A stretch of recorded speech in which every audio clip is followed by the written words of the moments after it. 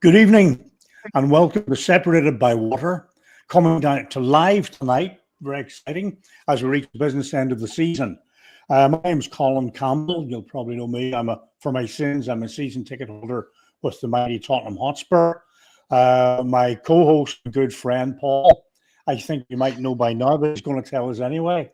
Who do you follow, Paul? Folks. Good evening, folks. Forest supporter here, and this evening we're going to discuss all things Nottingham Forest.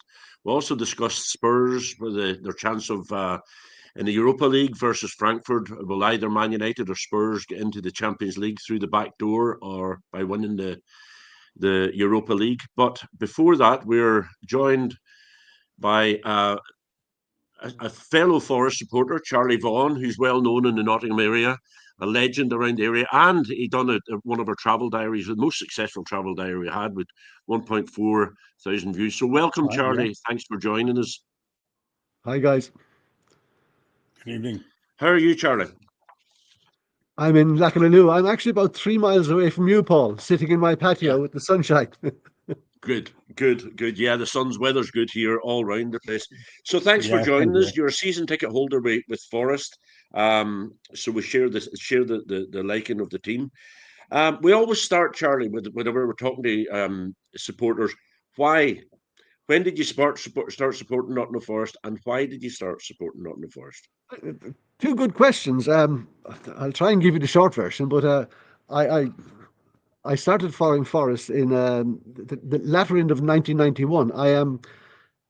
Unfortunately, my son Fran is big part of my life. But unfortunately, in 1990, my marriage broke down, and I went to work in France. I was on Euro Disney for a year doing the plumbing and pipe fitting, and then I got a contract in Green Lanes in Nottingham with the National Grid, and I got a contract with Rushcliffe Borough Council. So I moved to Nottingham, and of course, very soon I discovered there was two teams there, Nottingham Forest and Notts County, and I suppose little that I knew about Forest at that stage, but I started going down to Forest because they were the big club, and of course I hadn't seen my son for nearly a year. He was 8 years old, and I said to him one day, "Do you fancy coming to a football match?" And he said, "Yeah." So I did it was a 163-mile drive down to Bracknell in Berkshire beside Ascot and picked him up on a Friday night, went to the game, and my 8-year-old son was full of life and loving it. So I said, "Oh, gee, this is a good thing for dad and son to be doing." And we said we'd go again, and then we'd go again and again. And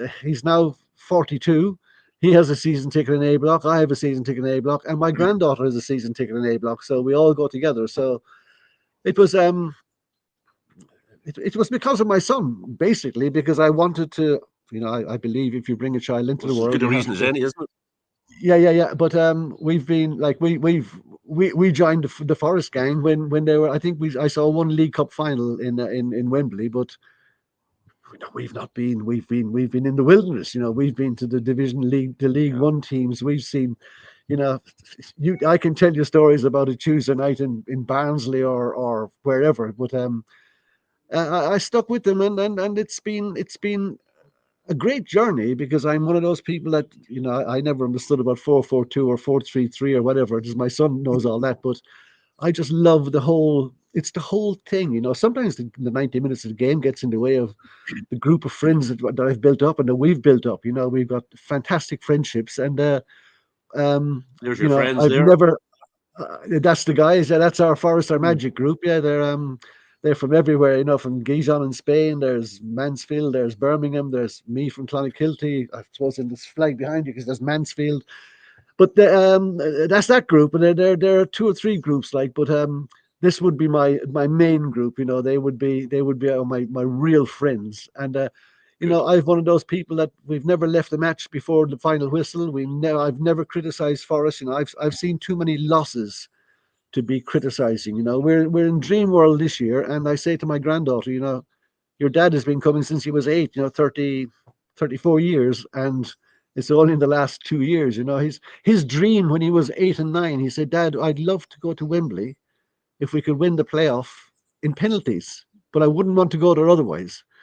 And the other thing he said along the way was, "I would love to go to one European match with you, Dad. We're like buddy, we're like friends rather than father and son."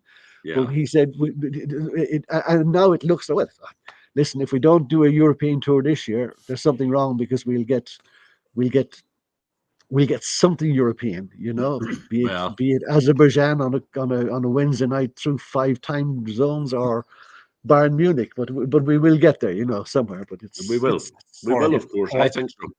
Cork, I think so. Cork United, you never know. You never know. Fascinating.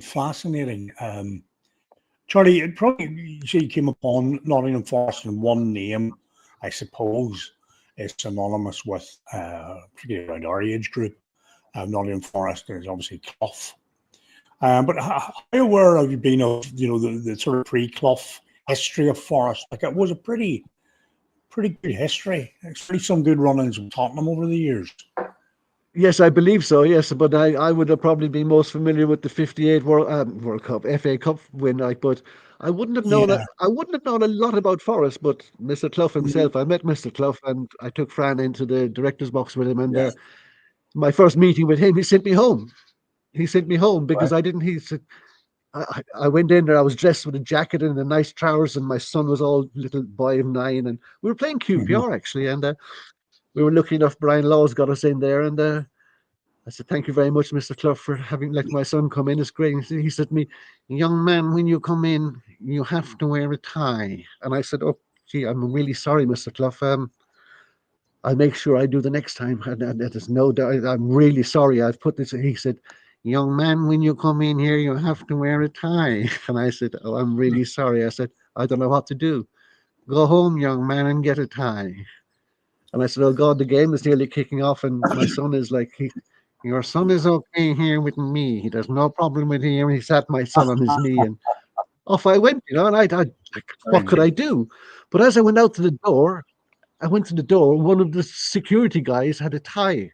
And I gave him £2 and he gave me his tie, and I went back in, and Mr. Clough never even acknowledged that I had a tie. Everything was fine. That would be my first Brian Clough story. Even given his love for the green tracksuit top in later years, interestingly, put this on a tie. Oh, what am I? Well, from my memory, of Forest, in the 60s, you said the one in the 50s and 60s. Oh, right. The cross Tottenham path quite often. 67 FA Cup semi-final, Spurs 1-2-1. Forest finished second in the league that year. Man United, Spurs finished third. Clough's first game, I think, was an away win in the cup to knock Spurs out at White Hart Lane. Ricky Villa and Ozzy Ardiles' first game in England was at Forest, 1-1 draw. And so on. And then the infamous or famous Gaza incident. Yes, in 1990. But my feelings are largely warm towards Forest. They really have to be. Just see, could you put your finger and say what is your favorite game you've attended? One. My favorite game that I attended. Now, bear in mind, I've been to Greece, I've been to Holland, Germany, I've been to Valencia, I've been to Old Trafford, I've been absolutely everywhere. There's one standout. Can you get one to stand out? The one standout game for me, and a lot of people look at him and say, "Are you mad?" But my best game I ever went to was Huddersfield Town away. The year we got promotion, I flew into Leeds Bradford, gone down to Huddersfield, and Forest fans were there. There was a lot of empty spaces. We weren't sold out because that's how football had gone at that time. But I was there watching the game. Martin O'Neill, was it Martin who just got sacked? And what's his name was in as the manager for the day. Reed.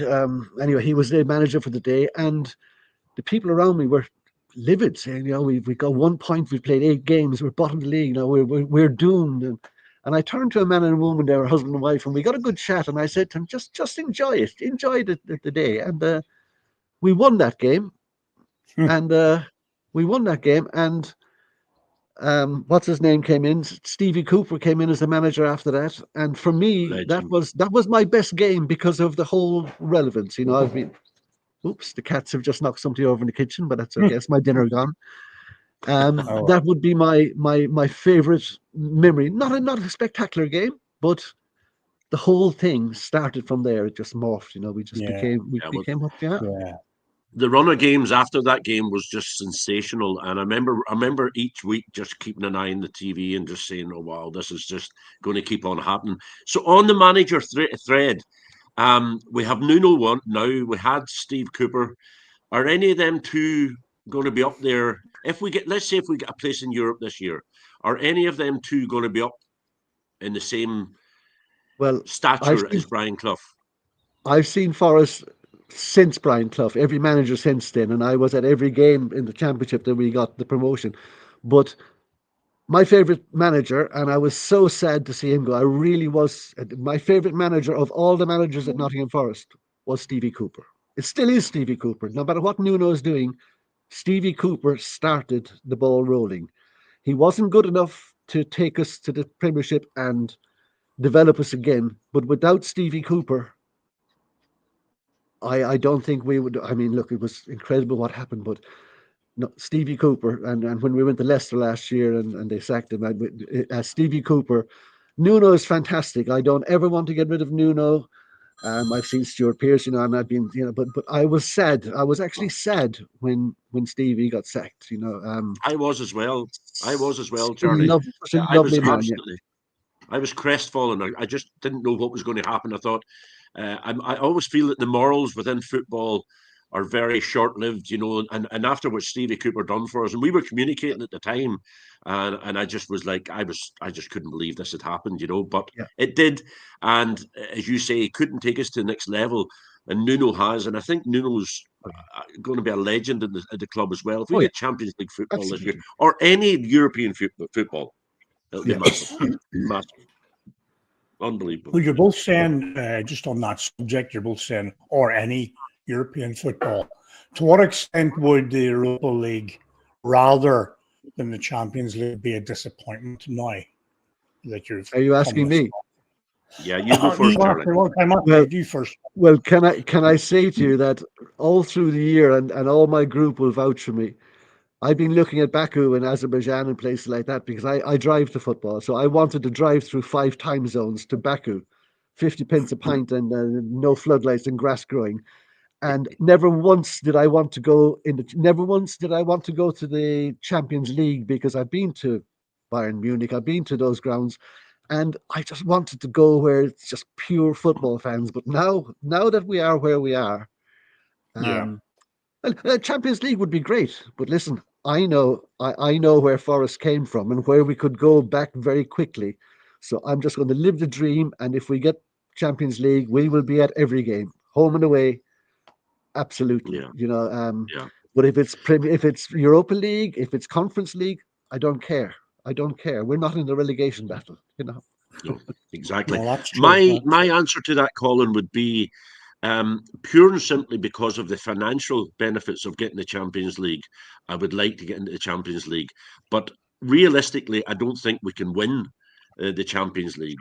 I don't think we'll even compete at this level at this stage until we strengthen our squad. But that the financial benefits of getting into it will leave us in a much stronger position in the Premiership. I think we'd end up doing a Villa. I think the games would become too much and we'd drop down to 9th, 10th in the league whilst we're in Europe. But hey ho, the pleasure of going to them games is what it's all about. This is what we dream about, 23 years without success, On that, Charlie, what's the mood? What's the mood? And you're there every week. What's the mood in the terraces of Forest? Is it tangible? Can you notice a big difference? Oh, absolutely. You can see people are coming in there, and people are coming in early. Like 4 or 5 years ago, you'd be moving your seat because people are just trotting in, having been for a few beers. Now people are in, and people are singing. We're actually singing songs 20 minutes before kickoff, which wasn't happening for many years. We were getting 17, 18, 20,000 crowds, and the atmosphere was toxic. It really was.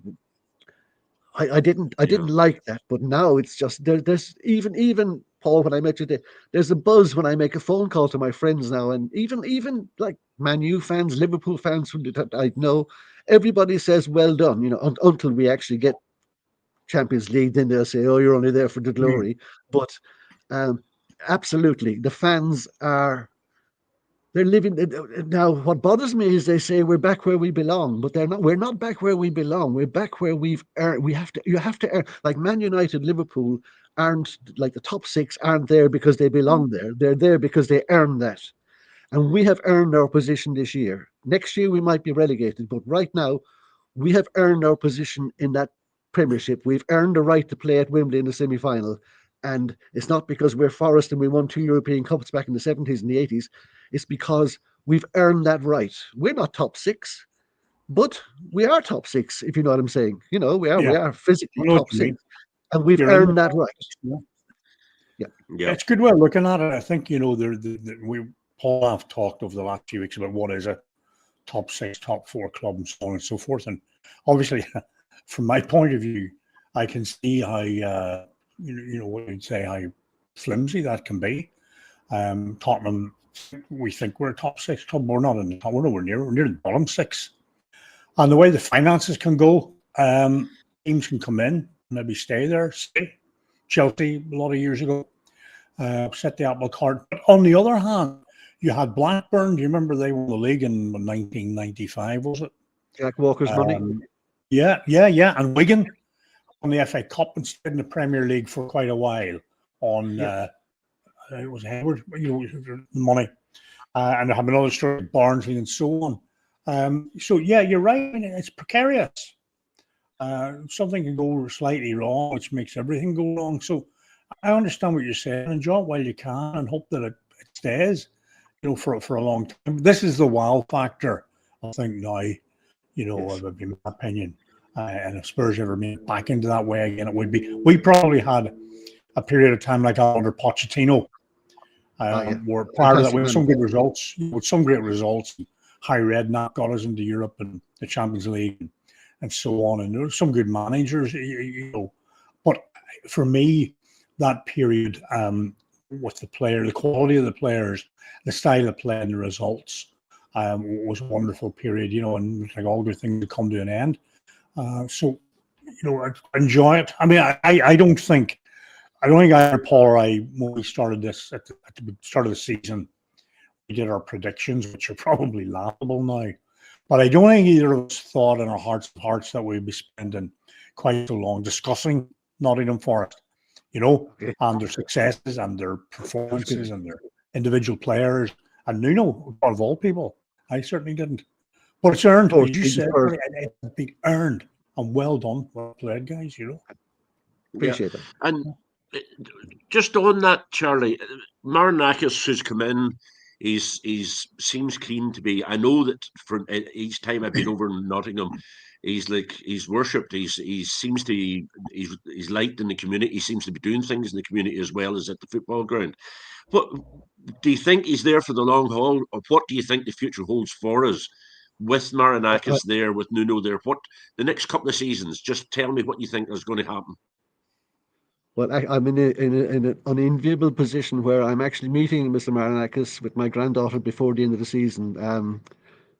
A friend of ours who runs Eva's Grill, but I'm not going to promote anybody, but they have run a fantastic Greek restaurant near City Ground. And he's told me he knows my story, how I travel. And he said, listen, I think Mr. Marinakis should meet you. And of course, like coming on this thing, I said, no, I don't want to, you know, it's not what I want. I just want to have football. But Mr. Marinakis, a fantastic man, you know, we all love him because we have success.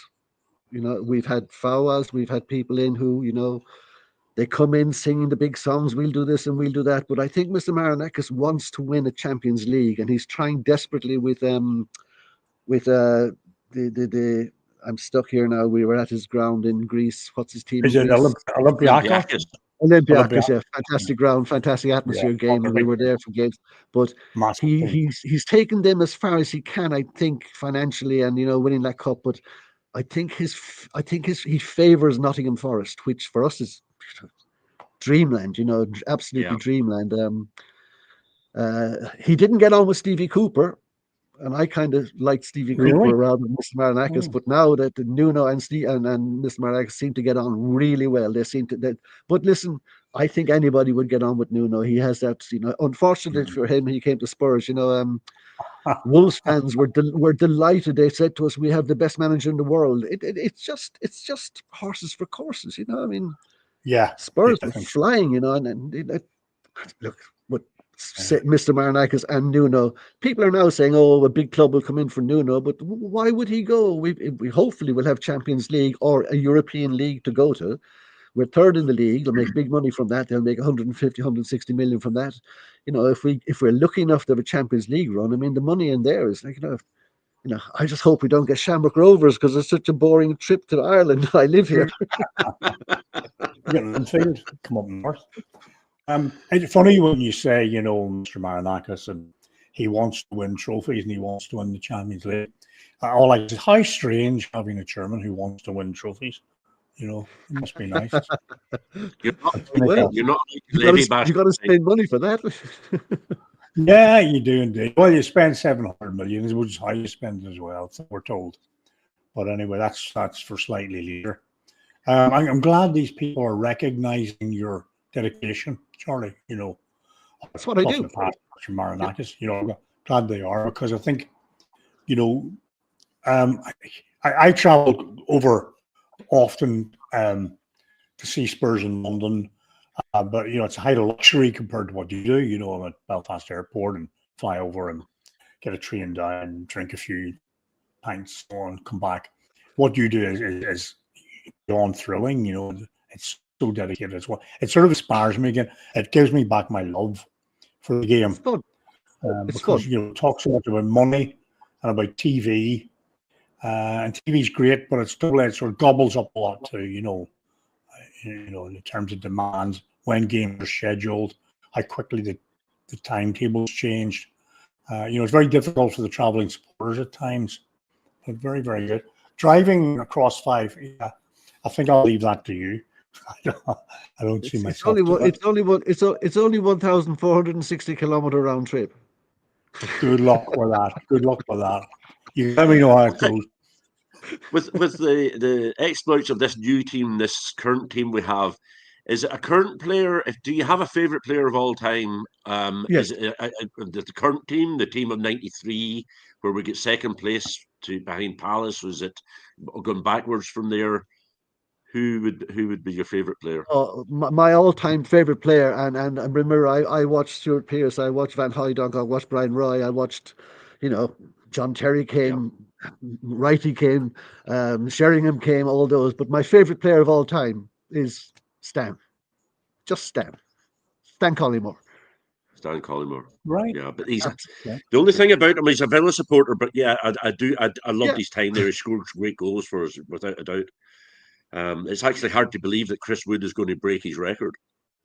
Oh, and do you know what? When Chris Wood came for 15 million, a lot of us and myself personally, I thought we've wasted 15 million here, really, really. And Chris Wood will go down, even if he doesn't break Stan's record, he will go down in history as well. He's making his own magic, But look, the whole team, the whole panel, the whole management, the tea ladies, the people who let us in the gates, the chip people who serve us, everybody serves with a smile at the moment, and long may that continue. It's just, it would be very, you could pick out Gibbs White, you could pick out anybody you like on the team, but it's the unit. It's the unity, not the unit. It's the unity of, if you see our team after the game, win, lose or draw, they're together and they hug, and they come over to us and it's a magic time. My first game I ever went when I came to England was a wet, foggy night, White Hart Lane, Tottenham Hotspur against Carlisle. So that would be 74, 75. Oh, yeah. And that's where my love, because I lived with my mom. Yeah. My mom lived in Shepherd's Bush and I'd gone to meet her, and I went to that, and that was my love for football. Then I lived and followed QPR for a while, because that was my local team. But looking back, this is where football evolves. Carlisle were top of the table for about 2 games at that time. Were they really? Were they for 2 games? I think it was. I think they won away at Okay. Chelsea. I can't exactly, but they Damn, were I there for could have 2 games. supported They them. had a very distinctive, blue strip with 3. I think it was 3 That's right. leopards or 3 Yeah, that's the one. animals. But yeah, like Slazenger or the Puma things. Because I've been to Carlisle. I went to the ground. I was there, believe it or not. I was there not for mine, for a wedding, which was in just north. But where is it? Everyone goes to get married when they shouldn't. We go in Gretna Scotland. Green? Gretna Green. Gretna Green, yes. But we stayed in Carlisle, so I got over to see their ground, and yeah, one of nearly the northernmost in the English league. Oh God, all our histories, yeah. Well, we question Charlie maybe a little bit more trivial, but we always do a little nod towards the fashion side and the jerseys. Do you have a favourite Forest jersey, home or away? The Labatt's home, the Labatt's home jersey of about '93, the red with that was my favorite. And you know, my son Fran had it. A light pinstripe in it. Was it? No. It was a red. It was a red with the black across here. With I think there was a maple leaf or something on it. But my son, we don't wear colors. You know, we've been to Millwall. We don't wear colors, but not because we're afraid to wear them. We just myself and my son, we just don't seem to wear colors. But he had that Labatt shirt, and I used to love seeing him on a Friday night when he come to the car and he had that top on. You know, that was my favorite top. Yeah. Very good. Very good. What are you, Paul? Yeah, actually, it's the same jersey. And although the one you're talking about with white pinstripes down it was Shipstones. I know the ships. That was before. Yeah, that's the one that Chettle wore. That was before it, and it's I love that. I think I stand corrected. Somebody maybe more knowledgeable than me can correct me if I'm wrong, but I think that was just before it. But it was a lovely jersey as well, and it's funny. I've always had one over the years. The Labatt's one, the away strip was a blue at that time. And then the red one was the home strip. And then we had the green one that never was worn. The green one was never worn. Yeah. It was nice. Green at the time was unpopular. For a long time, it was perceived as unlucky. But more teams, including Spurs, were wearing green in recent years. For the record, mine was the 1980 Spurs, 1981-82 white. Obviously, Lecoq's motif. Yes. Very plain white with a navy V-neck and the one stripe and the badge in the middle. It was synonymous for me with that probably second or third period of a really good team with Hoddle and Ardiles via Tony Galvin. Oh, geez, he came a wee bit later. Yeah, but that was a great period for me, obviously. And Forest kind of preceded that and then came after that as well. You know, with their cup victories in the early 90s. It's funny going. Somebody been rude to you there, Charlie. Owen Dixon. I'll let you address that. Well, no, they call me Mr. Potato because I have no racism. No, I have no. It's I take the mickey out of all the people, and they do the same to me. And Mr. Potato is fine by me, no problem. But I was just going to go back to your Colin there. I went to Carlisle in the '70s, and I had it's a game that sticks out because I was on a coach. We got all 3 weather. We left London, it was raining. We got up to Carlisle, it was snowing, and on the way back it was frosty. But the one memory I have is the Carlisle fans broke every window in our bus in 76. That would have been absolutely freezing. That was the only time I got to Carlisle. You nearly think of Carlisle, it was the one supporter running around the bus about 4 times, you know. But serious knowledge that is, you know. Aye, well, Carlisle, you know, one of the great memories from them. I always thought that maybe someone would sort of buy them over as a bit of a novelty and turn them into a better team, but not so far. Yeah. Okay. So, Charlie, we're going to chat in a wee minute or two about the Manchester United and Spurs. But before we do that, I want a true prediction. How is our season going to end? Are the injuries going to affect us badly? We've got Wood injured. We've got Alanga. I think Alanga's maybe back. We've got Aina's injured. How are we going to put her out this season? Are we going to hold on to a top 5 place, top 6 place? Well, I maybe it's a bad thing, but I'm hoping we'll hold on to the top 3. And the optimist in me will say that Arsenal will get beaten by Liverpool at Liverpool, and we will challenge them for second place. But in life, and my friends will tell you, I will say that we'll finish up 9th and we'll get beaten by City 5-0 in semi-final, because anything after that is a huge bonus. But look, we are where we are. If we stay there, we've earned it. If we go to 5th or 6th or 7th, what a season! What an absolute season we've had. Oh, What a unbelievable. Yeah. yeah. Well, I hope we We don't made do our that we again. made our predictions at the start of the season on this podcast, my and God. Yeah. I said How did you do? 14th place. I said 14th place, and that we'd break 40 points, and that we'd be safe. We're now looking at over 60 points. We're 57 points. We're looking at over 60 points. They seem to say the magic number 65, 66 points this season to get. I don't know who the experts are that come up with that figure, but and why.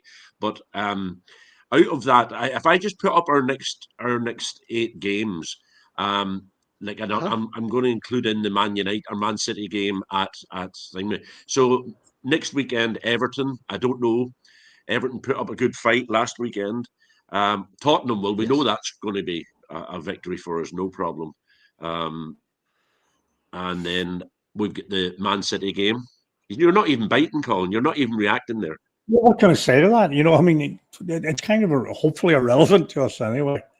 Well, it could be very relevant depending on what will come to that. They've got Brennan Johnson. Yeah. Well, we've had discussion. I have been chastised for remarks I've made about Mr. Johnson. I do love him to bits. He's in a white shirt, but sometimes I would like more, Well, he gave you 2 goals the other night. And you know what I found very surprising, Colin? That the penalty, they didn't let him take the penalty for the hat-trick. Well, yeah. I think our protocols about that were they don't want that kind of, call it sentimentality. There's a goal to be scored because, there are points and goal difference could make a difference. And also, probably, I don't know whether the gaming industry intervened that, because they'll have people to score. I don't know, but probably was strange. But So anyway, back to I hope he gets 2. Sorry, go ahead. Hope he gets 2 on Thursday night. But I see Forest doing okay there. I think that, personally speaking, I think that what happens is possibly Chelsea, Leicester, Brentford, even Tottenham. Well, their seasons might be kind of over that way. They might just be coasting a wee bit.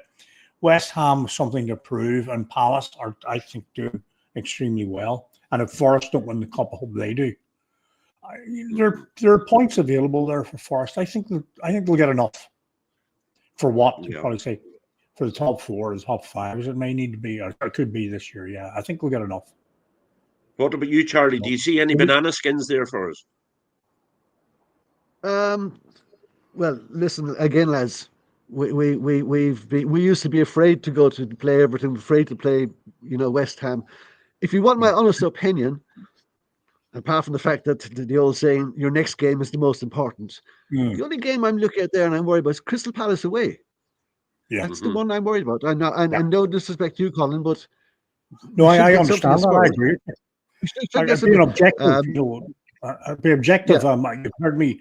I kind of, from the first few weeks of the season, I was singing the praises of Glasner.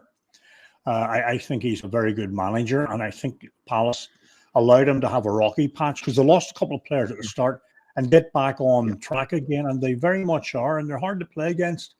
They're tough enough. They've had some great results. Yeah, I understand that. I think that would be your difficult one. I think we'll get something from West Ham. I think we get something from West Ham and from Spurs. Something. I'm not saying we'll win. We'll get something.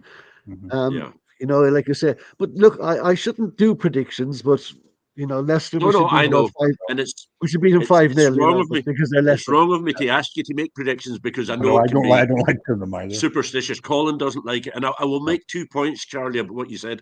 When we bought Chris Wood, Colin told me, and I've said it on here many times, he will score goals for you. He will score goals for you. I've watched him. He's an old-fashioned guy. Like if Forest were prepared to play to his strengths, which they did, and they've actually brought him up a better player than people thought he was, coming back with the ball and so on. I'm delighted for him. I'm sorry he's injured. I'm delighted for his performances, his goal scoring, and what he's contributing to to Forest. Yeah. Okay, guys, please. Okay, another really, I was calling this probably, is it the last chance saloon? There are obviously Champions League games on tomorrow night. Nobody's really that much interested in them. The big games are on Thursday, where Manchester United are away to Lille in France, and Spurs are home to Eintracht Frankfurt, one of the old traditional German teams. Now, strange is life, strange is the season. But for all that these two teams, these two giants of English soccer, have had a diabolical seasons, no matter how you look at it. One changed their manager, and you would hardly notice. The other one hasn't, and you would hardly notice. Each of these could have a get out of jail card by winning the Europa League and getting into the aforementioned Champions League. Now, I'm taking nothing for granted. Frankfurt and then either Lazio or Blint, I think they're pronounced, will be very difficult challenges. For United, they could have Bilbao or Rangers in the semi-final, and the final will be played in Bilbao. Now, it's hard to say. Winning the trophy itself will be wonderful for me, but I'm old-fashioned, we know that. Everyone will be talking about winning the trophy because it gets them in the Champions League, and then the money they get from the Champions League kind of spoils a wee bit for me. But I imagine both sets of boards are seeing it that way. Question strange one, but maybe not so strange. One of these teams will fail, or both of them. Not maybe complacent. One or both of these teams will fail, i.e., they will not win this. What will happen to the respective managers if that's the case? Me? What do you think? Go ahead, Charlie. Charlie, if you I, again, not being disrespectful, and because it's not my own team, I can speak honestly. Neither of those teams will win a cup. Neither of those teams, purely because Spurs. No, I'm really sorry to say it, because look, with Brennan Johnson, but Man United are chaotic. They're chaotic. The team itself is not gelling. The players don't like each other. You can see that. Any football fan can see they don't like each other. They don't like the manager even. Spurs, the fans are too hard on Ange. Ange, I know he talks with his head down and everything, but there's a football brain there, and it's like. No, and I don't think Chelsea will win. They're as well. Right. And it's not because I'm jealous or anything. I'm very honest. No, I'm very honest. I'm asking you what you think. I probably would be close to you on that. I mean, in many ways, if a team from the English League Premiership for your 14th or 15th or 16th can win the European trophy, yes, it says a lot about the rest of Europe, really, doesn't it? Yes, yes. You know what I mean? And that's the one thing. And these teams are. I've been to a couple of European games this year, and you think, oh yeah, we'll win that. But Warwick, Roma, and one of the Dutch teams, and they're strong, and they're there to win. They value the whatever it is now. They used to be the FA Cup, the Europa League, probably more than the English teams do. They're there. They probably have a realistic problem. That's the problem. But they're realistic about the Champions League. The days of Ajax and Feyenoord and PSV winning it, I think, are probably gone because of money. But there were some wonderful teams in the day. Yeah, in the 70s, and 80s, wonderful teams. I think that I think of Spurs particularly are probably closer to the thinking. I've already said, right, these are the games that really count for us. And if I could trust Spurs to turn up for those two games, I would be more confident to really get into it here and say, right, Spurs were always a cup team through the years. Great, glorious. Those were the days when the cups were glamorous. When you're pure TV. Didn't they? Yeah, well, there were no league games on TV. You saw cup games and you saw the cup final live. You spent the whole day. So I love cups. So I'm up for this. Whatever happens, we'll leave it to the end of the season. That's why I said we'll wait till this all, we'll view what happened. That's all. And I really hope, there's always hope. But, I'm saying that with, my fingers crossed and my. Well, I think I think, Colin, that the fans, the first Spurs fans, are putting pressure on now. The reaction to Ange the other night, again, Yeah, it's not a another one. demonstration. Now, I don't think he covers himself in glory at the press No, interviews either. I think he lets no. himself down over and over and over again. But I think that his position is going to be under pressure if you don't beat Frankfurt. I think his position is going to be under pressure, and that's not withholding what Yeah, the result at the yeah. weekend you get. We know what needs to be done. We've had time to prepare. Players are back from injury. You know, it's all there. All the bits, all the ifs and buts are there. So we really got to go out and throw ourselves at this one, you know. And if we do, I will be pleased because I want to see a performance with guts, strength, stomach, effort. You know, that's what I'd love to see you. I'd love to see you win it. For what it's worth, I and then Charlie, you can drive me to Bilbao for the final. For sure. I'll listen. There's no better man. And you know what? You didn't ask me about the European Cup. What is the Champions League? And again, I actually think that not worry about I actually think that, unfortunately for you, and I think Arsenal have more chance of winning the Champions League than Spurs or Man United there. Because when they do their passing game that they did last year, it was unbelievable. Spurs have players, but Son is gone. Son, in my opinion, he's not doing. You know, I'd love to see Solanke scoring goals because I liked him when he was at Bournemouth, but I just like, as a football fan, I can't see Spurs winning, and I can't. Well, I definitely can't see United winning. I mean, I couldn't see United going past the next round the way they're playing, but Frankfurt away is going to be a tough one too. You know, we were there 2 years ago at pre-season. It's hard ground. It's we need to get we need to be have a nice 2-goal cushion or whatever.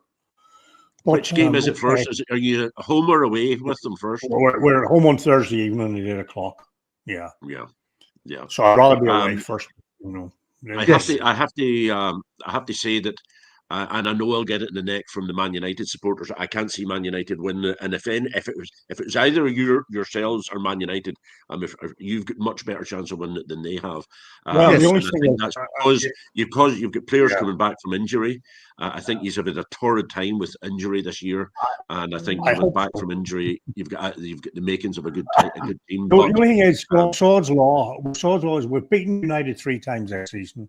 We'll play a 4th time and lose. That's just the way it's written. I know that's how football is.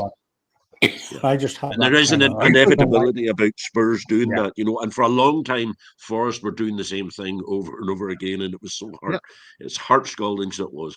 But we wish you luck in that, Colin. We wish you luck. Absolutely. We're all football fans at the end of the day, but you asked for an honest opinion. I quite like Spurs. You know, but it's I still think you're that Barnes are the big team in North London, and then you're a close second. You know.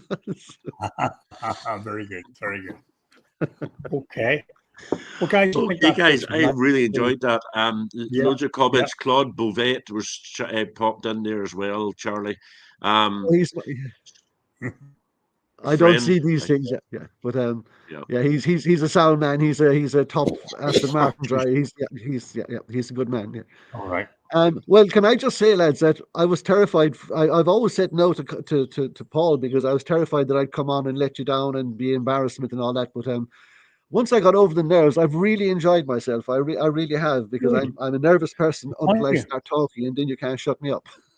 Well, we're all nervous. Charlie, Think about Paul. If we get Champions League place and or win the FA Cup, will you come back on again and discuss it with us? I'll be getting photographs and sending to you every week anyway from my travels, and you can do what you like with them. But look, at the end of the season, it would be great to say what are my plans for next season. You know, it's I'm one of the 400 club because we have I'm very lucky because Forest brought out this thing when he got to the Premiership that if you had gone to 18 of the 23 away games the year before, you were guaranteed a ticket for away matches, you know, for like Bournemouth and places. And I'd done all 23, so I was in that 400 club. So it still holds now. They've carried it on, and even this year for the FA Cup, they never said until the tickets were being released that you had to have gone to 3 FA Cup matches this year and be a priority member as well to qualify for tickets. And fortunately, our group have qualified. You know, it's fantastic. We've been very lucky, and oh, there's Jill's just popped up. Yeah. We've been very lucky that we didn't do it on purpose. It was accidentally. I became one of the 400 Forest fans who were at all the games, you know, that in the championship. I hadn't planned it, but how it's turned out for me is fantastic, because we can, myself, my son, and my granddaughter, we can relax and know that we can get tickets. You know. Well, enjoy Wembley. I won't get tickets. I'm in the 5th tier, 6th tier, so I won't get tickets. And I totally understand how they prioritised it. So enjoy Wembley, and I hope that it'll be a great day out. Enjoy, you guys, never know. yeah. You never know. Okay. Yeah. Charlie, thank you any very final much. words, It was Colin? an honor to meet you. Sorry? Any final words? No, just thanks for tonight. I really enjoyed that. And thanks for your good wishes about Tottenham. And here's on for Thursday. Come on, you Spurs. That's all. I'll be cheering for Spurs. I mean, I will cheer for Spurs as opposed to Man United. My everlasting memory of Spurs is watching Mark Crosley, our keeper, when we beat you at White Hart Lane, and he ran towards us. This is going back 10, 15, maybe 20 years. He dived on the ground, and Mark was so overweight, the blessing, that he got stuck in the mud. And that was at White Hart Lane. So maybe we drew that game, and he was celebrating drawing. Very funny guy. I've heard him telling stories. He's a very funny guy. Mark Crossley, quite funny. Yeah. Okay, he guys. does the best Thank you very impression of much Brian indeed. Clough ever. Yeah, he definitely does. Oh, fantastic. Yeah. All right. Okay, guys, thank you very much. Thank you for Thank everybody you. who joined us in the comments. Cheers. And if everybody would like to subscribe to the podcast, it does make a difference to us.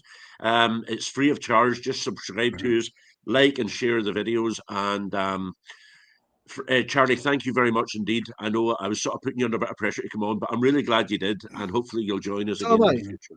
So am I. I'm really glad. It's been a great experience, and probably be more prepared and have more knowledge the next time I come on. But life's a learning curve. Absolutely, and you were very knknowledgeable. Thank you very much indeed. Okay, guys, we'll call it a day at that. Thank you very much. And we'll be back next week with hopefully another guest, but we'll say more about that during the week. Okay. Yeah. I'll put a wee post up on YouTube and let you know what's happening. Charlie, thank you once again. Thank you very much indeed. My pleasure, folks. Thank you very much. You're friends for life. Thank you. Exactly. Take care, guys. Bye-bye. Thank you very much. Bye-bye.